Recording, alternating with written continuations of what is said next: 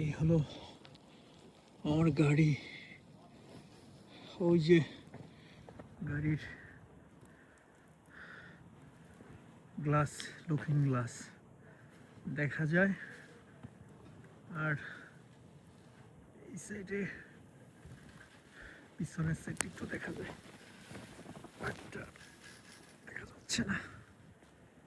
গাড়ি কেমনি পরিষ্কার করবো আমি? আল্লাহ মাফ করো, আল্লাহ আস্তাগফিরুল্লাহ, আল্লাহ মাফ করো আল্লাহ।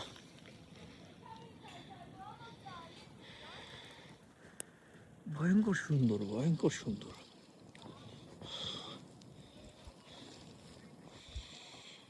আচ্ছা, পরিষ্কার করতেছে তারা।